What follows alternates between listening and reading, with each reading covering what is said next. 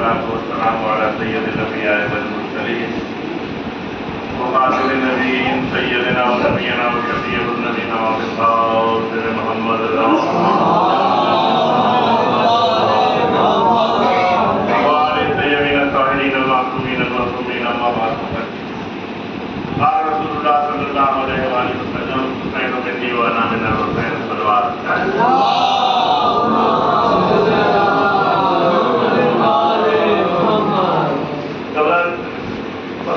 میں موسم کی سبزیاں مجالس کی کثرت جلسے اور جلوس ظاہر سی بات ہے کہ ایسے میں آپ ساتھ سکے ہوئے ہیں کسی لمبے اسلامی بیان کی گنجائش نہیں ہے لیکن میں سمجھتا ہوں کہ ایک ذاکر یا خطیب جو ہے اس کی ذمہ داری ہے کہ یہ بہترین موقع ہے کہ اسلام اور پیغام کا سماج پڑھیں آپ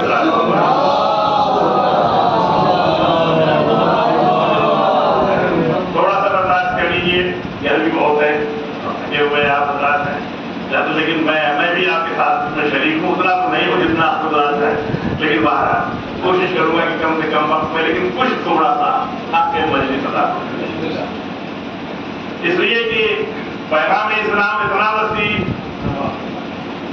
پیغام کربلا اتنا وسیع کہ عمریں کیا صدیاں بیت گئی اور اب تک اس پر کسی طرح سے بیان نہیں ہو سکا لیکن بس پیغام اسلام کا ایک ہلکی سی جھلک کیونکہ آج ہم علی اکبر کے چچا کا ذکر کر رہے ہیں لہذا تمہیداً چاہتا ہوں کہ میں ذرا حسین کے چچا کا بھی ذکر کروں بس نہیں ہے بڑے اقتدار سے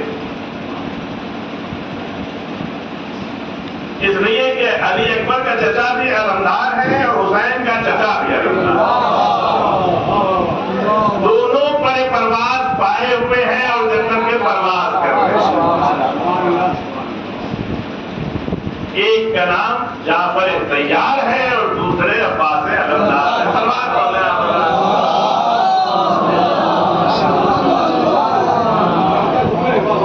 دو جملے اور سن لیجیے کہ آپ کا ایک جناب جعفر طیار کا ایک بہت سے القاب ہیں لیکن ایک لقب بہت مشہور ہے ابو المساکین مسکینوں کا باپ اب اس سے اندازہ لگائیے کہ کتنی عظیم شخصیت اور دوسری چیز جو میں نے پڑھی تھی اور آج بھی میں جو بی کی شیعہ پڑھ رہا تھا تو اس میں ایک بات ملی کہ جناب علی اکبر اگر شبیہ رسول ہے تو جناب جعفر طیار بھی شبیہ رسول تھے اور یہ ملا کہ لوگ دھوکہ کھا کر کے اکثر جناب جعفر طیار کو السلام علیکم یا رسول اللہ کہہ کے بلاتے تھے تو آپ فرماتے تھے کہ بھائی میں رسول اللہ نہیں ہوں میں تو جعفر ہوں سلوات پڑھیں آپ وقت نہیں ہے حبشے قافلہ گیا بہت انتظار سے واقعہ سنے حبشے قافلہ گیا ہے 83 افراد کا ایک چھوٹا سا لشکر گیا ہے نجاشی کے ملک میں پناہ گزین بن کے گئے ہیں اب وہاں پہ اسلام کیا ہے یہ جناب جعفر طیار نے بتایا اور کوئی یہ جناب جعفر طیار کا کہنا ہے غیر معصوم کی زبان سے اسلام کی تاریخ اب ہوتا کیا ہے کہ جب انہوں نے دیکھا کہ یہ سب تو بڑے چین سے مار رہے ہیں تو کفار مکہ کو خلیفہ لہذا 2 آدمیوں کا ڈیلیگیشن بھیجا گیا ایک تو مشہور زمانہ امر عاص جس سے شیعوں کا بچہ واقف اور دوسرے کا نام عبداللہ بن ربیعہ یہ 2 واقع نجاشی کے دربار اور وہاں جا کر کے انہوں نے کہا ہمارے یہاں کے کچھ قانون شکن لوگ آج بھی انٹرنیشنل لا میں بات بہت زیادہ اشاروں میں ایکسٹریڈیشن کا آج بھی پروویژن ہے کہ 2 دو ملکوں میں معاہدہ ہوتا ہے کہ اگر ہمارا کوئی مجرم بھاگ کے آپ یہاں گیا تو آپ چل رہے ہیں اور آپ کا کوئی آیا سارے میں کون تو اسی اصول کے تحت یہ دونوں آ گئے. ہمارے یہاں کے کچھ مجرم ہیں جو سزا سے بچنے کے لیے آ گئے اور آپ نے بنا کے آپ نے ہمیں واپس کر دیا.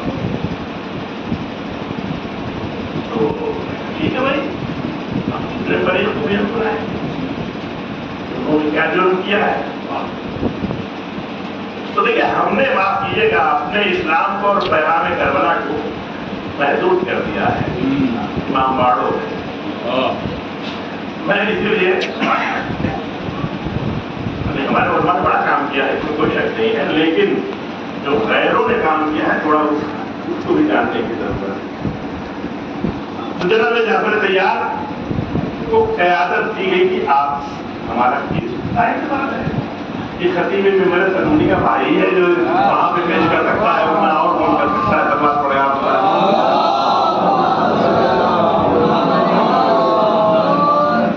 چنانچہ دربار طلب ہوئے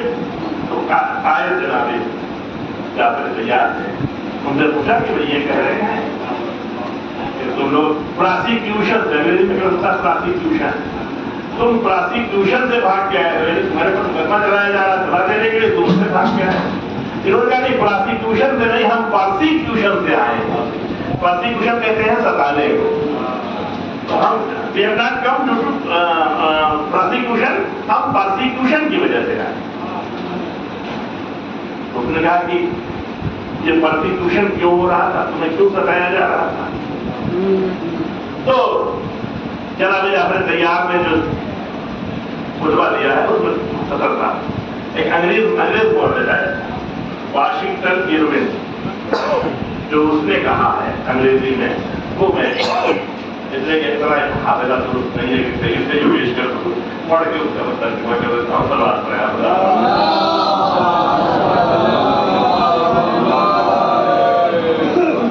جناب جعفر طیار فرماتے ہیں او کنگ او بادشاہ اے بادشاہ we were ignorant people ہم جاہل ہم کچھ نہیں جانتے. we lived like wild animals ہم تو جنگلی جانوروں کی طرح زندگی گزار رہے. اب نجاشی کی دربار سے اسلام پیش ہو رہا ہے یہ اور کس کی زبان سے جناب جعفر طیار کی زبان. سلوات پڑھتے بادشاہ ہم جانوروں کی طرح سے اور جاہلوں کی طرح سے زندگی گزار رہے تھے. The strong among us lived by preying upon the weak. مضبوط کمزوروں کا گوشت نوچ رہے تھے کمزوروں کو شکار کر رہے تھے. پری کہتے ہیں شکار مطلب مضبوط طاقتور صاحب اقتدار لوگ جو تھے وہ غریبوں کا غربا کا شکار کر رہے تھے ان کا گوشت نوچ رہے تھے. We obeyed no law ہم کسی قانون کو نہیں مانتے. ہمارے یہاں کوئی قانون نہیں تھا نہ ہم کسی قانون کے پابند تھے.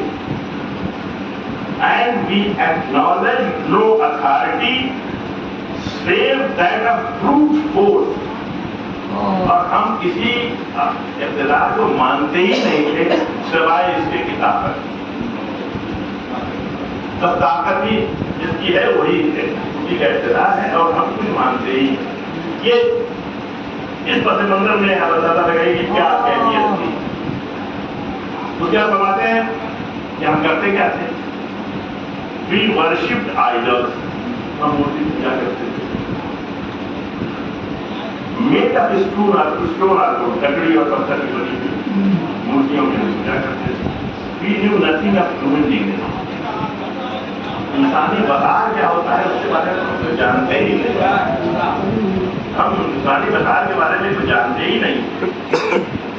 اور نہ خدا میں جانتے.